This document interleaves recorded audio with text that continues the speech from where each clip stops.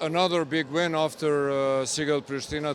Tonight you beat Go Plus Pea more or less with the same advantage. What was the key factor of the win tonight? I think we play good defense. From the good defense we create many numbers of the easy points and that create different. So I'm happy about defense. That's what I can say, nothing else. Okay, let's talk about the next game against Golden Eagle Uli. No, Vlasdimi, it's okay. Vlasdimi, yeah, okay. Let's talk about Vlasdimi. It will not be an easy game. For sure, last time we lost against Vlasdimi. It's a very hard away game. They have a good roster. They changed many players, and I believe they have a good roster. And if you ask me about after that about Uli. Of course, I mean, they have maybe best roster right now. We are missing 3 players, but they look like they are also in advantage for the cup. They beat us here. That's gonna be really good game. So if we want to beat them over there, we must play much better defense even than tonight. Thank you very much. Thank you very much.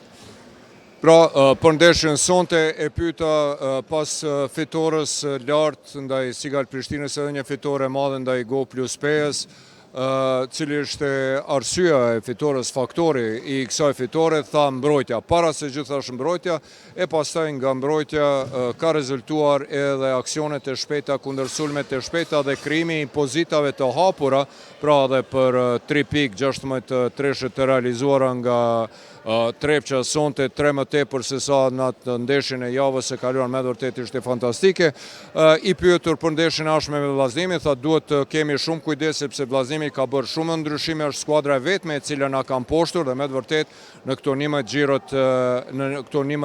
xhirot e fundit, disfatën e vetme Trepqa ka pësuar nga Vllaznimi, tha duhet të luajmë mbrojtje të mirë, serioze dhe të shkojmë atje të kemi kujdes kundër Vllaznimit. E më pas saj përket Golden Eagle Uli dhe revanshit, tha po ashtu duhet të fokusohemi në mbrojtje, na kanë poshtë këtu dhe nëse dëshirojmë që të kthehemi në lojë dhe të avancojmë më tutje, duhet të fokusohemi në mbrojtje. Shën fjalët e Adis Beqiragishit, trajnerit I cili përmendi se sonte I ka munguar po ashtu edhe 3 lojtar dhe sonte ka luajtur par 3 lojtar.